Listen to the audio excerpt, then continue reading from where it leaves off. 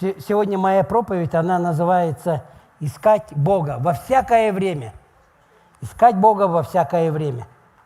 Это настолько важно. Знаете, мы люди такие идеальные сыщики. Мы с утра просыпаемся и начинаем искать, что я сегодня одену, что мы будем сегодня кушать, кому я сегодня пойду. Идеальные сыщики. И мы начинаем, во что одеться, во что обуться, что мы будем делать в течение дня. И мы начинаем искать не то, что нам нужно. Мы должны искать Бога. Сегодня проповедь называется «Искать Бога во всякое время». Но мы с утра, просыпаясь, интересно, мы не ищем Бога, но мы ищем прежде всего, чтобы восполнить свою нужду. Мы думаем о своих проблемах, о своих ситуациях каких-то, чтобы решить эти препятствия.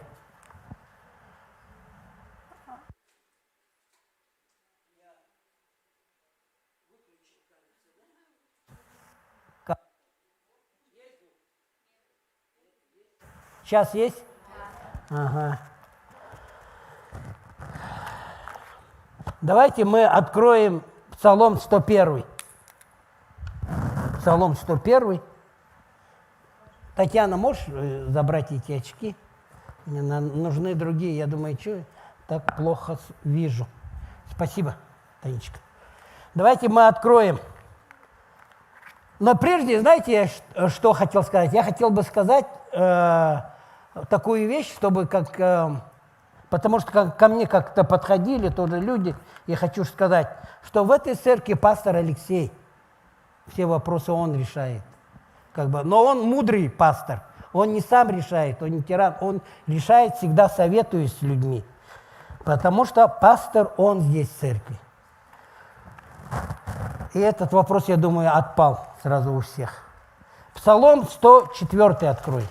Псалом 104, хорошее место Писания. Псалом 104, начнем с него. 104. И прочитаем 4 стих.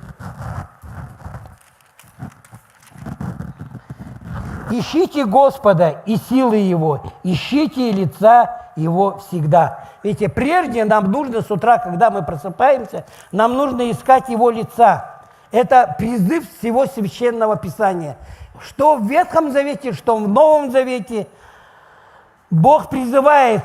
Он говорит, ищите моего лица, как я вам сказал. Почему? Потому что Он знает, что с утра, проснувшись, мы не будем искать Его лица, мы будем искать то, что мы должны делать на этот день. У нас свои планы, и мы не можем Бога вместить в свое расписание, великого Бога. Почему-то мы не хотим. Мы хотим исполнять свое расписание дня. Вот почему Бог и говорит, ищите всегда. Здесь написано всегда. Ищите Господа и силы Его, ищите лица Его всегда. Утром, днем и вечером. Писание говорит об этом. Псалом 62 откроем. Псалом 62. 62 Псалом. 62 Псалом откроем и прочитаем там со 2 по 9 стих. Здесь Давид, он говорит, «Боже, Ты Бог мой, Тебя от ранней зари ищу я, Тебя жаждет душа моя, по Тебе томится плоть моя в земле пустой, иссохшей и безводной, чтобы видеть силу Твою и славу Твою, как я видел Тебя во святилище, ибо милость Твоя лучше, нежели жизнь. Уста мои восхваляют Тебя, да благословлю Тебя в жизни моей, во имя Твое вознесу руки мои. Как туком и елеем насыщается душа моя, и радостным гласом восхваляют Тебя уста мои. Когда я вспоминаю о Тебе на постели моей, размышляю о Тебе в ночные стражи, ибо Ты помощь моя, и в тени крыл Твоих я возрадуюсь. Тебе прилепилась душа моя, десница Твоя поддерживает меня. Какие потрясающие слова. И также утром, когда мы просыпаемся, мы должны говорить: Господь, прекрасно, что... спасибо, что я проснулся, что я здоров, что я крепок. Спасибо, что я успею все сегодня сделать. И во славу Твою я буду славить Твое имя. Пойду ли я на работу, пойду ли я на встречу куда-то, что-то ли я буду делать, я все буду делать во славу Твою. Нельзя быть, знаете, верующим один раз в неделю. Только пришли на собрание, и я здесь верующий, сменился, переменился. Здесь такой лапочка, такой хорошенький, такой улыбающийся. Потом приходим домой, и наши родные нас не узнают, или соседи еще, не дай Бог, встретишь кого-нибудь, да? По пути или в магазин зайдешь, продавщица не так скажет, ты как рявкнешь на нее. И всякое может быть, да? Но мы должны с самого раннего утра искать Его. Ученики Иисуса Христа, они искали Его. Они постоянно пребывали в слове, в молитве, в общении. Это не обязательно, что ты с утра встал и просто молишься, и один ходишь с Богом. Ты встретился с братом, с сестрой, вы вместе помолились. В середине недели встретились на домашней группе, имели общение хорошее. Не просто покушали, но покушали и пообщались, чтобы помолились друг за друга, и все видели в этом Бога. Во все дни, куда бы мы ни пошли, что бы мы ни делали, искать Его лица. Можно вот то, что в Ветхом Завете, словом вот это присутствие, да, именно она переводится как лицо. Это присутствие Божье. Мы сегодня пели об этом, поклонялись об этом. Так здорово вели это прославление.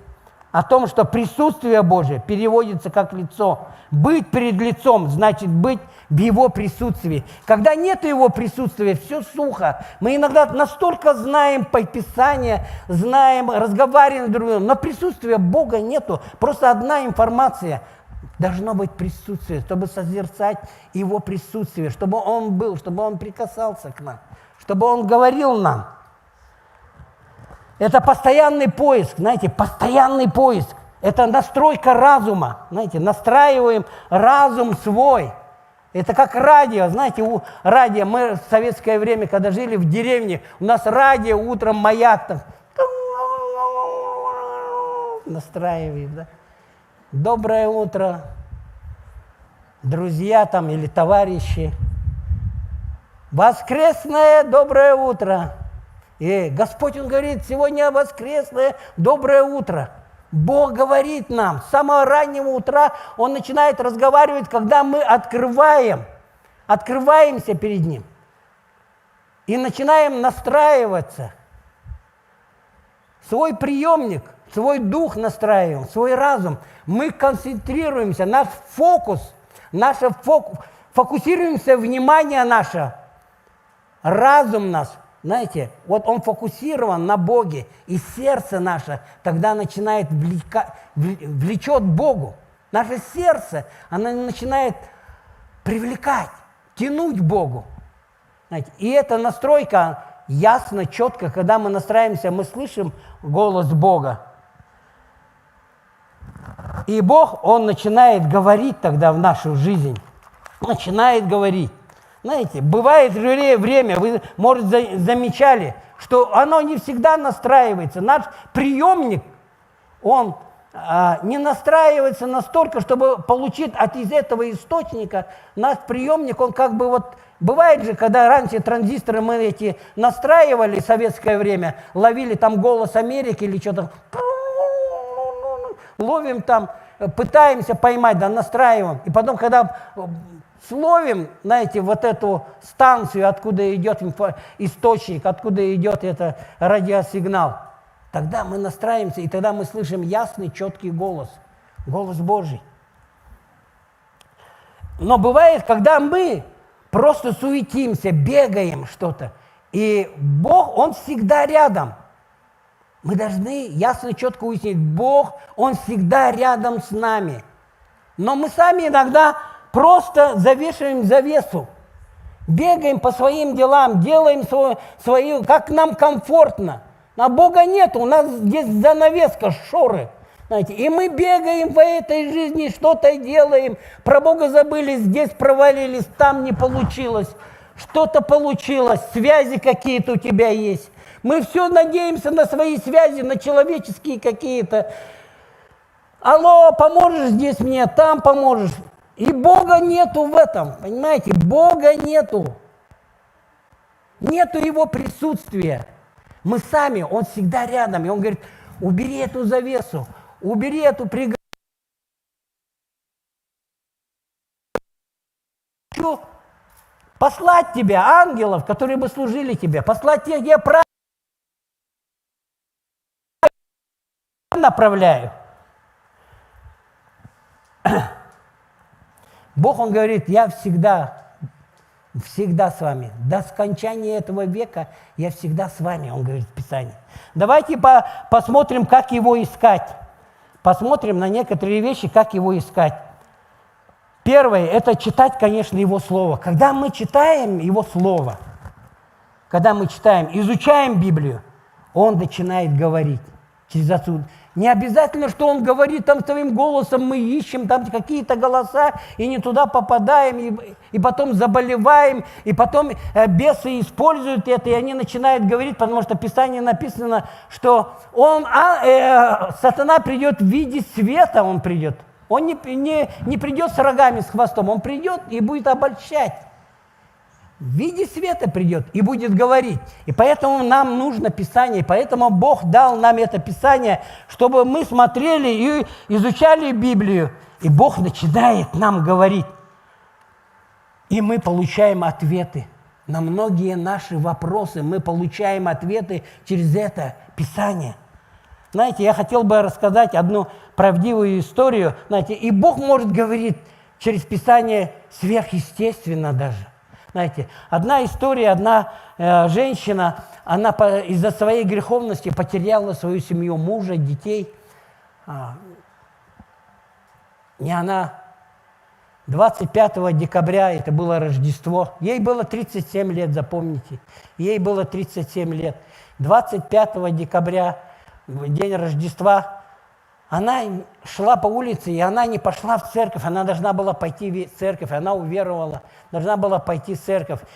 Она пошла домой и стала молиться: Господь, почему так произошло, почему, где Ты, великий Бог, почему? Она стала на жалобу и начала жаловаться Богу, обращаться к Нему, горько плача, обращаясь к Нему, почему это произошло со мною.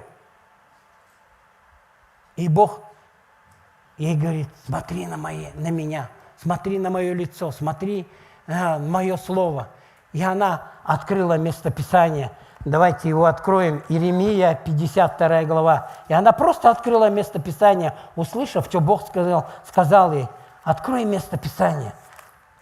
Смотри, слышь меня. Иеремия, 52 глава. Иеремия, 52 глава и 31 стих по 34 прочитаем.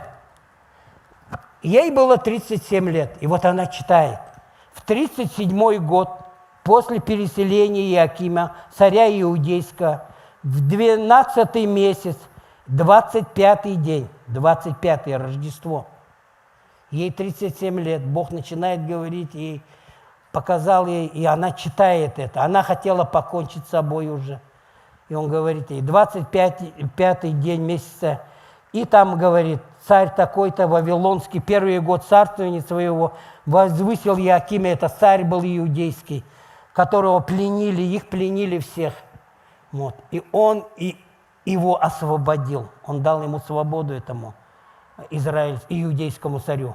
Вывел его из темничного дома и беседовал с ним дружелюбно, и поставил престол его выше престола царей, которые были у него в Вавилоне, и переменил темничные одежды его, и он всегда у него обедал во все дни жизни своей. Бог ей сказал, что ее жизнь коренным образом изменится. Он проговорил ей через Писание. Он сказал: посмотри Писание. И он нам говорит, как мы должны искать его. Мы его должны искать прежде всего через Слово Божье. Если ты не читаешь Слово Божье, то идите осенью, 1 октября, библейские курсы. Вы там будете многому чего научитесь.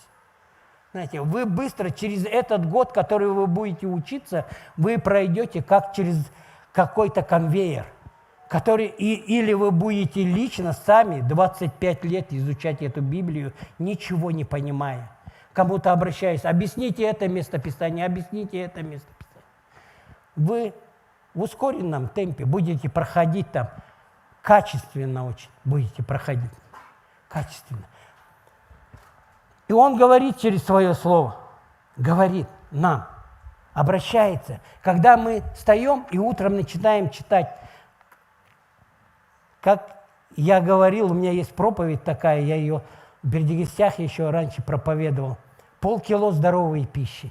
Утром встаешь, я читаю одну главу, притчу, псалом, читаю ее утром, потом обед опять же это читаю, эту же главу, этот же псалом, эту притчу. И вечером опять же читаю эту главу, этот псалом и эту притчу.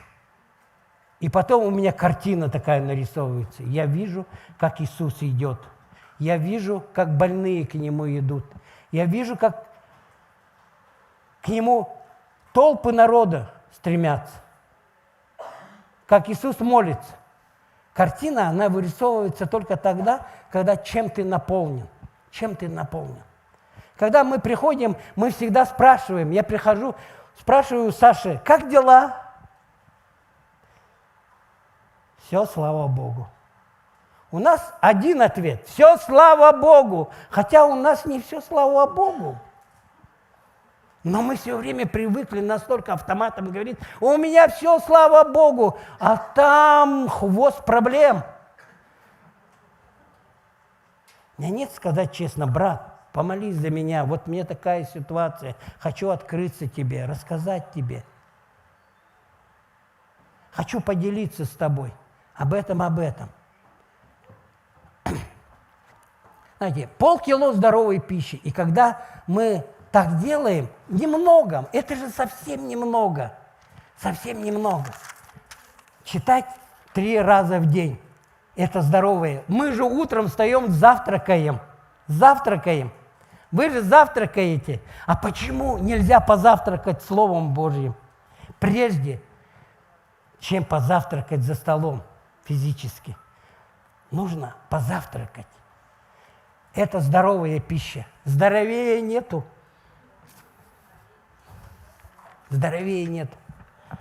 Это первое. Второе. Когда мы ищем Бога, когда мы даем.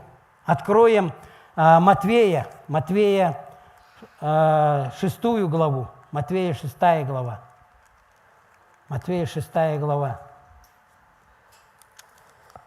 И прочитаем там со 2 по 4 стих. Когда мы даем, мы щедрые, мы оказываем милость. И здесь написано: «Итак, когда творишь милостыню, не труби перед собою, как делают лицемеры в синагогах и на улицах, чтобы прославляли их люди. Истинно говорю вам, они уже получают награду свою. У тебя же, когда творишь милостыню, пусть левая рука твоя не знает, что делает правая, чтобы милостыня твоя была в тайне, и Отец твой, видящий тайное, воздаст тебе явно». Тебе явно воздаст. Видя тайное, Он воздаст тебе явно. Он видит, что вы делаете это тайно, но вы даете эту милостыню. Вы даете, вы щедрый человек, вы добрый человек, вы видите нужду этих людей, вы восполняете нужду этих людей. Это не обязательно, что здесь давать. Мы почему здесь даем, жертвуем? Мы здесь тренируемся, чтобы давать в этот мир людей, видеть голодных, неодетых, брошенных. Мы тренируемся здесь. Дорогие, вы слышите? Мы здесь тренируем. Мы здесь слышим Бога. Бог говорит нам об этом. Аллилуйя! Как написано, где сокровище твое, там и твое сердце. Что посеешь, что пожнешь. Что мы будем сеять? Бог говорит, испытай меня. Вот что ты сеешь, что и тебе возворачивается. Знаете, это принцип бумеранга. И он так вернулся. Если ты кого-то осуждаешь и проклинаешь, этот бумеранг тебе вернется с тройной силой. Вот такой он противный, такой он злой, он вернется тебе. О, и ропчешь, и кидаешь этот бумеранг, и не понимаешь, что он вернется. Если не сразу, ой, да я уже столько людей здесь осудил, там, ой, мы с подружкой, там, ой, с сестрой одной, там, ой, с братом тем, ай, ля-ля-ля-ля-ля-ля. Ничего в ней не вернулось. Поверьте, чем дольше он будет там летать, чем сильнее он вернется. Через месяц, через год, через 2, через 10, если прилетит, то насмерть скосит. Поэтому не осуждай никого. Что посеешь, то и познешь. Итак, когда ты ищешь Бога, то ты живешь жизнью даятеля. Ты даятель. Вот почему Бог говорит, твори милостиню, давай. Но это должно быть открыто Богом. И это также мы будем учиться. Мы всегда учимся этому. И третье, это когда мы ищем Бога, мы молимся. Не говори, я нашел Бога или я ищу Бога, если ты не молишься, ты его не ищешь. Матвея 6 глава 6 стих, здесь написано, «Ты же, когда молишься, войди в комнату твою и, затворив дверь твою, помолись Отцу твоему, который в тайне, и Отец твой, видящий тайное, воздаст тебе явно». Мы всегда такие люди, я дал тому, я милостыню этому оказал, и я молился за этого, у нас такое огромное. Здесь в Писании написано, все тайне делай, и Бог тебе воздаст за это. Тайно нужно это делать. Конечно, у нас есть время свидетельства, есть время говорить, есть время молчать. Есть время любить, есть время ненавидеть, есть время войне, есть время миру. Экклезиаст, он говорит, есть время всему. Есть время плакать, а есть время радоваться. И мы должны это ясно, четко слышать. Знаете, в Израиле из 3 миллионов людей 1 только молился, когда они выходили из Египта. 1. Это был Моисей. 2 999 000, они роптали все. Но он единственный, кто молился. 4. Когда мы ищем его, тогда мы постимся. Здесь же Матвея 6 глава, 16 стих. Также, когда поститесь, не будьте унылы, как лицемеры, ибо они принимают на себя мрачные лица, чтобы показаться людям постящимся. Истинно говорю вам, что они уже получают награду свою. А ты, когда уже постишься, там и далее. Для чего мы должны поститься? Для чего? Чтобы найти Бога прежде всего. Не похудеть. Я взяла пост, чтобы похудеть. Что-то неудачный пост. Нам нужно поститься, чтобы искать Его лица. Прежде всего, получить от Него направление. Вот для чего пост. Чтобы мы услышали голос на высоте. Чтобы наш приемник этот был настроен. Говорит Господь. Сегодня воскресное утро, время 12 часов, столько-то минут. Получи свое исцеление, свое освобождение, получи вот это слово. Господь, Он говорит, сегодня воскресное доброе утро. Я говорю вам, это не маяк, это Господь, говорит через свое слово. И вот прочитаем Исайя 58 глава, там надо всю главу читать, но мы прочитаем один стих, 58 глава, и там прочитаем 9 стих. Тогда ты воззовешь, и Господь услышит, возопьешь, и Он скажет: вот я, вот я. Когда ты удалишь из среды твоей ярмо, перестанешь поднимать перст, это осуждать на кого-то, вот так, перст свой. И будешь осуждать кого-то, если ты показываешь свой перст, то и осуждаешь кого, посмотри, 3 пальца-то на тебя показывает, вообще-то. Показываешь там, вот, осуждаешь кого-то, а 3 пальца на тебя. Перестанешь поднимать перст и говорить оскорбительное. Мы должны брать пост, слышать от Бога то, что Бог хочет. Вот я, Он говорит. И Он начинает говорить в нашу жизнь, почему мы, какое направление мы должны взять, чтобы мы могли накормить голодного, да, не осуждать, служить друг другу. Прежде всего дать духовную пищу слабым, немощным. И 5, это через служение Богу. Мы ищем Его, когда мы служим. Мы видим, потому что мы, когда служим, мы перетираемся друг с другом, и мы или обличаемся, научаемся, созидаемся вместе, когда мы теремся, потому что железо острит. А ты никогда не будешь острым, мудрым, если ты не будешь перетираться среди здесь верующих и сразу. Знаете, духовный человек – это тот, который перестает обижаться. Сразу видно, человек обидчивый, он очень на низком духовном уровне. Раньше я все время был обидчивый, все время. Сейчас и, Господи, я знаю, мне иногда нужно промолчать, а иногда съесть что-то через слюню свою. Помолчать надо иногда. И потом думаешь: Господи, спасибо Тебе. Не сам, а ты говоришь: Господь, спасибо Тебе, потому что Ты дал мне силы промолчать.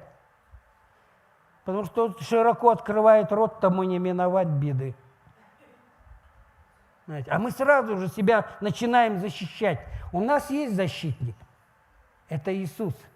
Нам не надо друг друга защищать. Нам не надо друг с другом дуэли устраивать. Давай будем сражаться с тобой до первой крови. Знаете, и когда мы служим, особенно людям, которые первый раз пришли, которые пришли на домашку, когда мы не ссоримся, когда мы не кричим, когда у нас все направлено на Него, мы сфокусированы, мы ищем Его лица, у нас фокус внимания нашего разума, рассудительного разума, тогда у нас есть влечение, когда мы рассудительны, и тогда у нас сердце, оно настолько влечено Богом, и отсюда изливается любовь Божья, действующая верой. Любовь, она никак не может проявляться от тебя. Ты сегодня любишь, завтра не любишь. Чуть не так, не по-твоему пошло, все, любовь закончилась. Какая любовь? Катитесь вы отсюда, как пришли.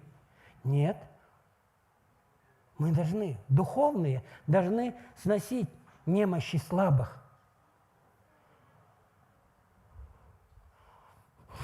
Мне одна сестра говорит: а ты, говорит, Олег Иванович, не обижайся, правда, говорит, не обижайся.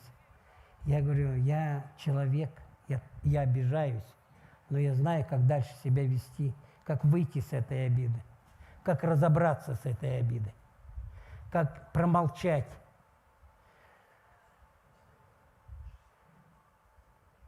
И как это сказать Богу? Мы должны слышать Бога. Знаете, иногда мы такие гордые. Матвея откроем, 25. Когда мы служим, эти люди, а люди, они настолько благодарны, я вам скажу. Вот у нас соседи были военные, он был, вот Таня, подружка, они уехали, и мы с ним общались так, и он все время говорил: Олег, а ты действительно, что ли, там из бывших? Он говорит: вообще даже не скажешь, говорит, вообще не видно.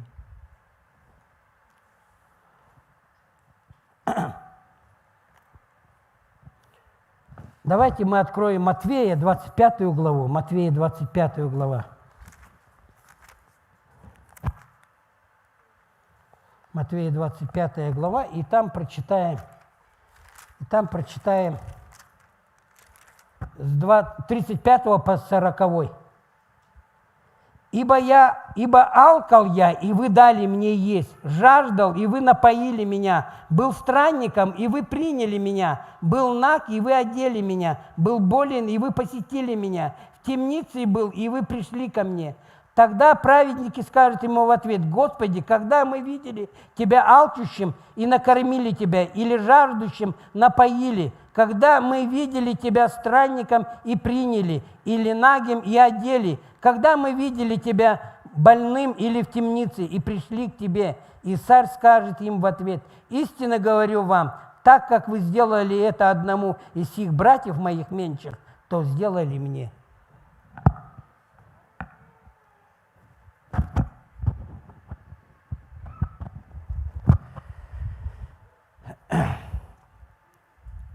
Знаете, кто хочет быть первым, тот должен стать последним. Кто хочет быть крутым, будь слугой. Кто из вас хочет быть крутым, тот должен стать слугой. Служить, прежде всего служить. Людям на улице служить.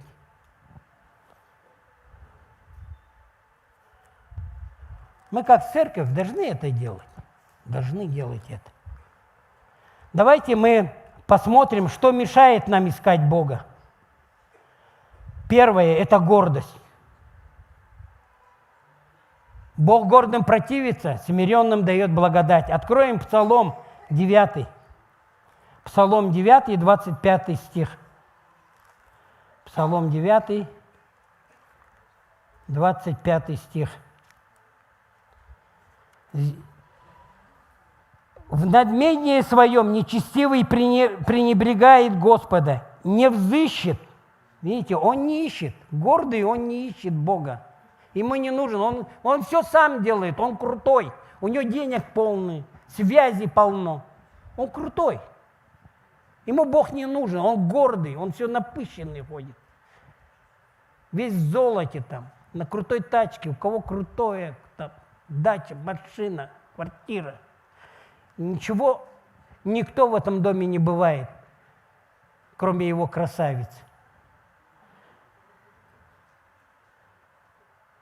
Надмении своем нечестивый пренебрегает Господа, не взыщет, во всех помыслах его нет Бога.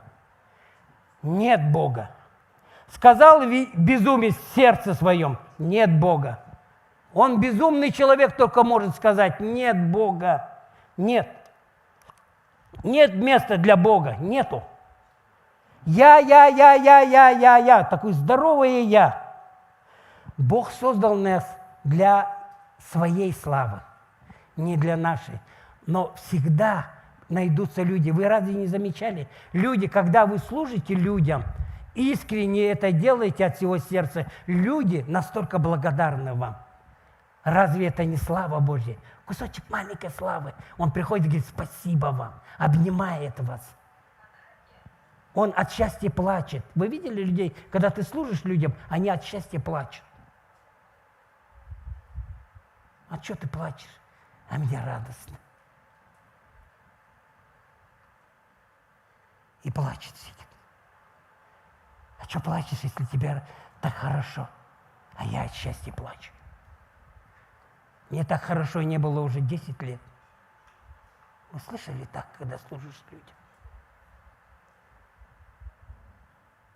А гордый человек, он никогда не будет служить. Он никогда руки свои не запачкает. Ну, у нее экзема же. Знаете, я как-то решил помолиться за женщину, и я молился, и я говорю: дайте руку. И она дала руки, и у нее все в болячках руки. Я думаю: ой, попал. А Бог говорит: ты пренебрегаешь? И я просто говорю: Господь, смиряюсь. Бог, исцели ее.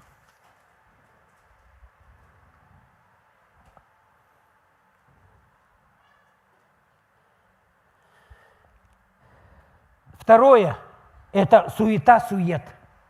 Вот это очень важно. Очень. Может, вы не особо гордые. Ладно уж, соглашусь с этим. Но суета-суета уж всех захватила. В этот быстрый век. Сегодня так много вещей, которые забирают наше внимание, наше время. Они просто забирают. Гаджет этот забирает. Вы видели семью, картинки вот в интернете есть. Семья сидит, общается за столом, все с телефонами. Папа, мама, дети, все с телефонами общаются. Друг с другом уже в семье общения нету. Никто никого не спросит, как дела, как что у тебя случилось сегодня.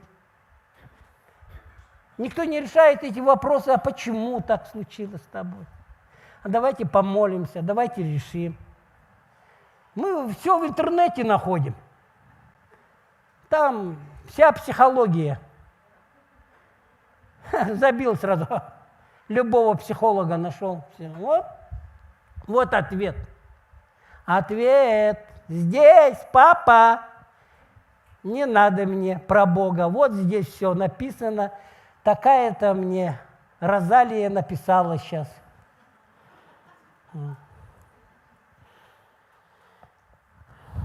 1 Петра откроем. 1 Петра, 1 главу. 1 Петра, 1 глава.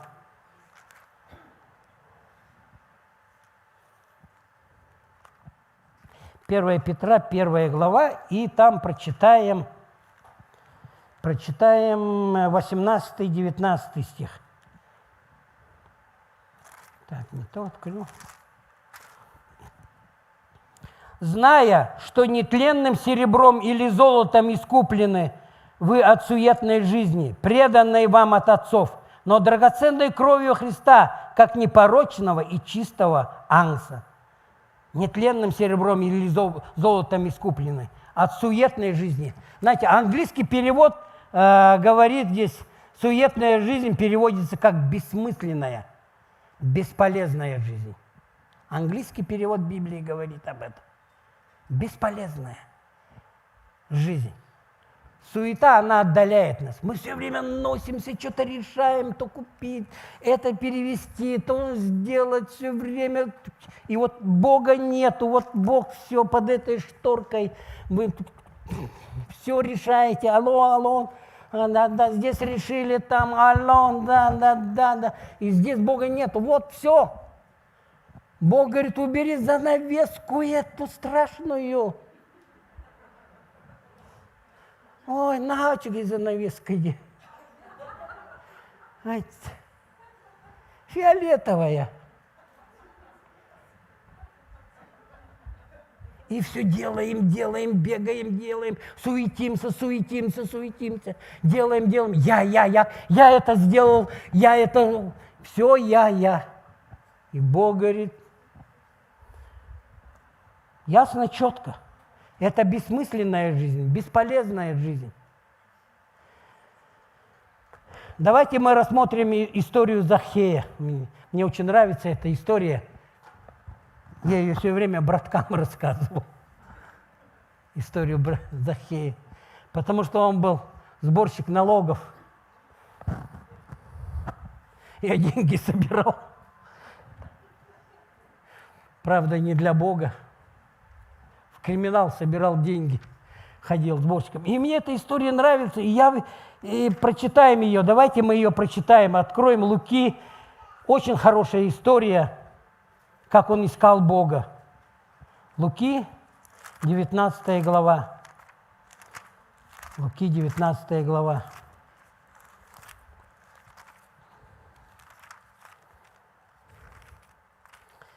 И прочитаем, вначале все прочитаем, а потом разберем немножко. Потом Иисус, с 1 стиха, «Потом Иисус вошел в Иерихон и проходил через него. И вот некто именем Захей, начальник мытарей и человек богатый, искал видеть Иисуса». Кто он? Искал, видите, он искал, видит, он слышал, значит, об Иисусе, но он его начал искать. Кто он? Он но не мог за народом, потому что мал был ростом, маленький был. Даже ниже меня он был, вот такой был. Я маленький, но он еще ниже меня, вот такой маленький был, но богатый. И забежал вперед, влез на смоковницу, чтобы увидеть его, потому что ему надлежало проходить мимо нее. Иисус, когда пришел на это место, взглянув, увидел его и сказал ему: «Захей, сойди скорее, ибо сегодня надобно мне быть у тебя в доме». И он поспешно сошел и принял его с радостью. И все, видя, то начали роптать и говорили, что он зашел к грешному человеку. Захей же, став, сказал Господу: «Господи, половину имения моего я отдам нищим. Если кто чем обидел, воздам четверо». Иисус сказал ему: «Ныне пришло спасение дому сему, потому что он сын Авраамов». Так, начнем. Первое. 3-4 стих читаем. Он искал Иисуса. Он искал Иисуса. 3-4. Искал видеть Иисуса, кто он, но не мог за народом, потому что мал был ростом. Он был маленький, и народу столько было. А народу, это в нашей жизни, когда мы ищем Бога, это народу столько, они мешают тебе. Пойдем туда, в кабак пойдем потанцуем, там попьем, там попляшем, там украдем, там что-то лежит, говорят, пойдем заберем, распилим это все, сдадим.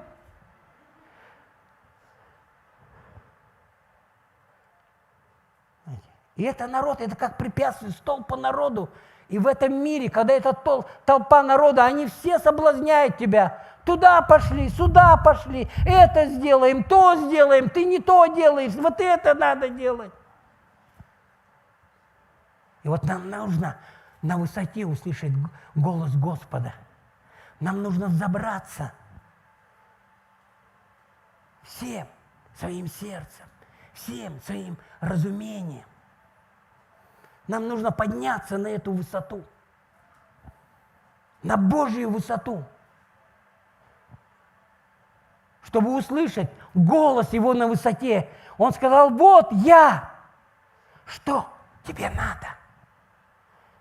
Хочу исцелиться, хочу измениться, хочу бросить пить, хочу бросить курить, хочу бросить блудить, хочу бросить обманывать. Хочу, Бог, быть на высоте с тобой, чтобы видеть твое лицо, чтобы лицезреть тебя. Не только в доме Господа здесь по воскресеньям, но чтобы лицезреть Его и дома у себя, чтобы это видели дети мои, жена моя, соседи мои, чтобы они сказали: Бог велик. Как Он мог изменить этого человека? Второе. Он принял Иисуса с радостью. Смотрите, с радостью принял. 6 стих читаем. 6 стих. И он поспешно, когда он ему сказал: сойди, хватит там сидеть. Захей, слази, я знаю, ты у людей деньги сдираешь, огромную кучу денег, по ушам им трешь, пирамиду построил, да? Слази. И он поспешно сошел и принял его с радостью. Смотрите, с радостью. Когда мы принимаем Иисуса, когда Иисус приходит в нашу жизнь, мы становимся радостными, потому что радость приходит в нашу жизнь. Бог изменяет нашу жизнь радикально. Третье. Встреча с Богом кардинально меняет нашу жизнь. Кардинально просто меняет. Посмотрите на свою жизнь, кем вы были раньше. Вы пили, блудили, обманывали, воровали. Вы блуждали, сходили все своими дорогами, как заблудшие овцы. Бог нашел нас, каждого. И мы каждый можем рассказывать. И нас не хватит времени, когда мы будем говорить то, что Бог сделал в нашей жизни. Смотрите, встреча с Богом кардинально меняет нашу жизнь. Захей был начальником налоговой инспекции. Он не был криминальным. Ну, может, я не знаю. Но я рассказывал браткам, что он был криминальный авторитет. Потому что я сам собирал деньги. Вот я говорю. И он брал больше, чем нужно. Это точно про меня было в то время. И вот здесь написано, читаем 8. Захей же, став, сказал Господу: Господи, половине. Он вдруг прозрел, потому что он встретился, он искал Иисуса, он встретился, он радостно принял его. И говорит, потому что у него произошло перемена эта радикальное мышление, потому что у него фокус был на Боге. Моментально у него мышление, что-то произошло, бам, сердце отсюда. И он такой: Господи, сказал: Господи, половину имения моего я отдам нищим. Если кого обидел, воздам 4. И 9 стих, кульминация этой истории. Иисус сказал ему: ныне пришло спасение дому сему, потому что он сын Авраамов. Вот это силище. И также в нашу жизнь он пришел. И он говорил: сегодня пришло спасение в вашу жизнь. И ваша жизнь кардинально меняется. Может, не сразу что-то, но постепенно. Потому что это процесс.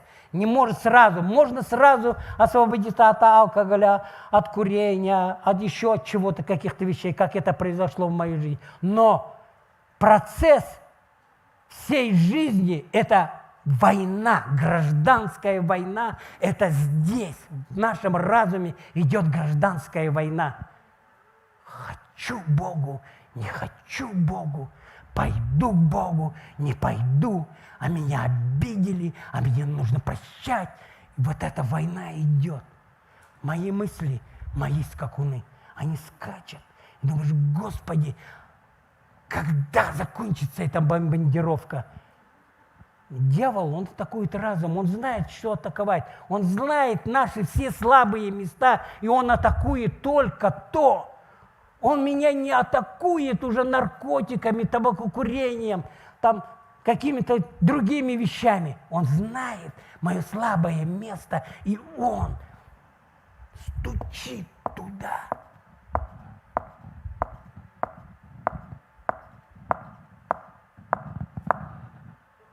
Ты был дураком, остался дураком.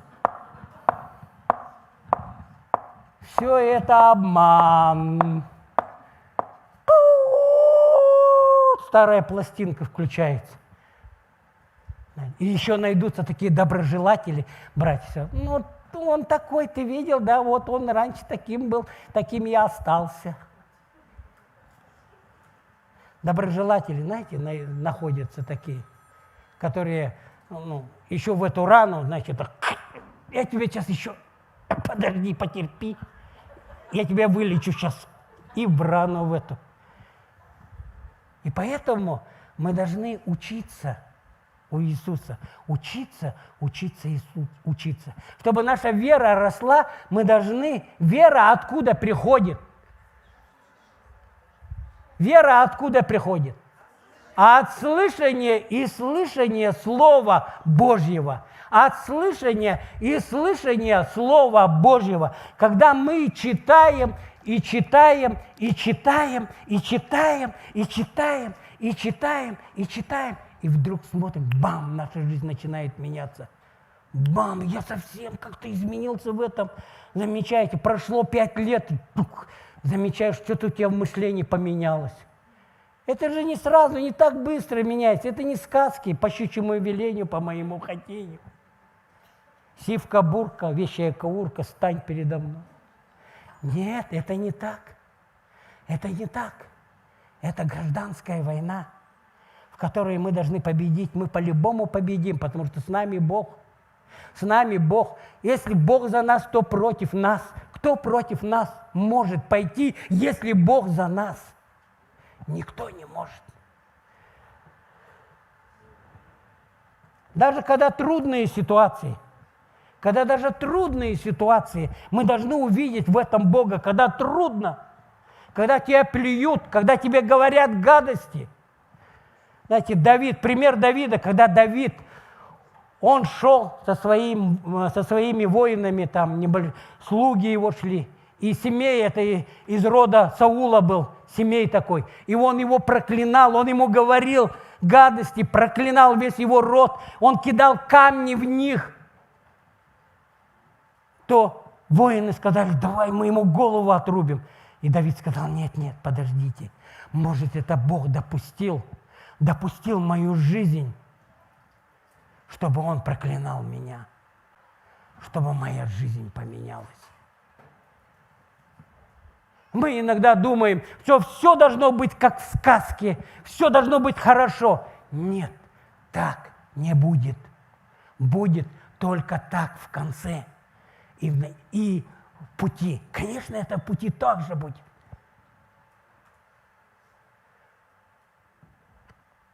И мы в жизни также, когда нас поносят, или что-то говорят, или ропщут, или осуждают, ты должен сказать: Бог, почему ты допустил это? Что ты хочешь сказать в мою жизнь через эту ситуацию? Почему ты прислал мне этого брата или эту сестру, что он, как тернии в бока, меня втыкает эти слова?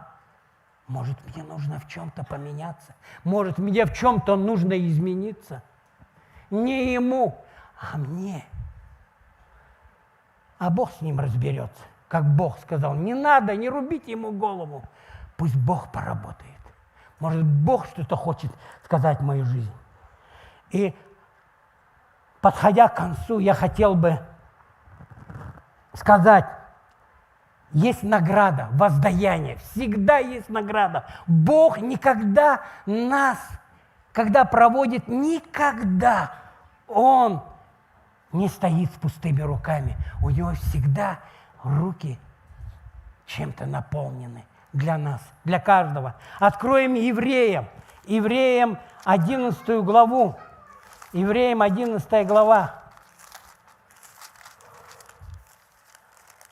11 глава, 6 стих. Здесь написано: а без веры угодить Богу невозможно. Невозможно, невозможно. Без веры никак, ничего, хоть что приноси, хоть как делай милостыню, хоть какие пожертвования. Никак, дорогие, невозможно. Без веры угодить Богу невозможно. Слышите? И не говорите, что не слышали. Это будет такая же подачка, просто без Бога. И ты со славу все себе заберешь. И многие люди этого мира, они так делают. Звезды, они знают, этот закон работает. Они знают, богатые люди, они знают, но они не знают Бога. Многие, но некоторые знают, слава Богу. Они знают этот закон, что он работает, что нужно давать, чтобы тебе вернулось 30, 60, 100 крат. И они просто дают. И прославляют свое имя. Это я сделал, это мы. Это и реклама там идет. Но во всем должен прославляться Бог. Прежде всего, мы не должны искать благословения. Дорогие, слышите, не должны искать прежде благословения. Мы должны искать Его лица. Не Его благословения, а все остальное уже приложится. Он говорит, когда, вот здесь написано: а без веры угодить Богу невозможно, ибо надобно, чтобы приходящий к Богу веровал, что Он есть, и ищущим Его воздает. Награду приготовил. Награду. Прежде всего, это вечная жизнь. Но еще здесь на земле Он будет воздавать. Давать эти награды. И многим Он дает. Это исцеление, освобождение. Оказывая свою милость. И материальное. Он дает. Он говорит, нужно только искать моего лица. Искать моего лица. Аллилуйя. Матвея, 6 глава, вернемся, и 33 стих прочитаем. Матвея,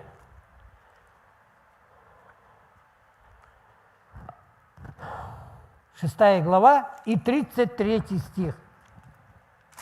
Здесь написано. Он прежде там вверху перечисляет, во что там вот одеться, что кушать там. Все там вверху написано, вот птиц там кормит, деревья там, и все перечисляет. И потом говорит, но вы ищите прежде Царство Божье и правды Его, и это все приложится вам. Все приложится, и одежда, и еда, и машина, и квартира. Все уже потом приложится. Прежде ищите Его лица, Царствие Его. Остальное все будет прилагаться. Сколько надо нам, столько Бог нам приложит. Если сверх того даст, то мы этим должны будем поделиться. Не просто так. Мне. Мое. Поделиться с этим. Слыша Бога. Аллилуйя. Итак, заканчивая, можно там, да, Илья? Итак, первое, искать Бога с усердием. Заканчиваем. С верой, от всей души, с влечением сердца, с верой в Бога. Второе, искать Бога с постоянным. Постоянно искать Его. И утром, и днем, и вечером. В любой суете мы можем. Мы люди, нам деваться некуда, мы все равно суетимся, нам нужно что-то покушать. Нам нужно о чем-то позаботиться. Не заботьтесь, он говорит, не заботьтесь ни о чем. Но позаботиться – это другое маленько. Позаботиться нам нужно. Правильно? Когда ты выходишь, на улице идет дождь, ты позаботься детям зонты дать. Ты не скажешь, Бог, ладно, захороняйте, идите. Нам нужно позаботиться. Мы мудрые же. Дать зонты им. Позаботиться, пожарку сделать возле дома, да? Нам нужно об этом. Искать Бога с постоянством. Первое, в Слове. Искать во всякое время, в Слове Божьем. Вот здесь написано. Искать, о чем мы говорили, в Слове. В молитве, в даянии, в посте, в служении. Служение не в церкви прежде, в семье. Если ты о домашних не печешься, то ты и здесь не будешь толком печься. О домашних нам нужно прежде, в семье, с родными, с близкими, потом уже в церкви. Аллилуйя. Людям этого города. Закончим местописание. Псалом 39. И будем заканчивать. Псалом 39. Хорошее, чудесное местописание. Псалом 39. 17 стих. Да радуются, слышите, да радуются и веселятся тобою все ищущие тебя. Как мы здесь радуемся, когда здесь прославляем Бога, мы должны в пляс идти. Мы должны поднимать свои руки красивые. Мы должны плясать перед Ним. На дискотеках, как вы плясали, вспомните, поддадите маленько и там. Ух! Заглядение. Знаете, на небе мы иногда будем смеяться и вспоминать, сказать, вот Олежка танцевал там. Видите, как классно. А сейчас мы там будем славить Бога. А почему мы, когда приходим к Богу, мы такими становимся? Смирно! Кто-то на стороне смотрит, нельзя руки поднимать, танцевать в церкви. Писание все говорит о том, что мы должны славить, плясать. Почему здесь столько много инструментов? Почему это все так красиво звучит? Потому что этого хочет Бог. Этого хочет Бог. Слава Богу за вас, левиты. Вы супер. С каждым разом все лучше и лучше. С каждым разом мне больше и больше охота танцевать. Скоро, наверное, сюда выйду, буду танцевать. Слава Богу за вас, что вы совершенствуетесь. Спасибо пастору Алексею, что он заботится об этом, думает об этом, потому что Бог хочет, чтобы было все самое лучшее, самое прекрасное. И звук, и песни, и инструменты. Аллилуйя. Здесь написано, да радуются и веселятся тобою все, ищущие тебя. Вот кто ищет тебя и любящие спасение Твое, да говорят непрестанно: велик Господь. Аллилуйя!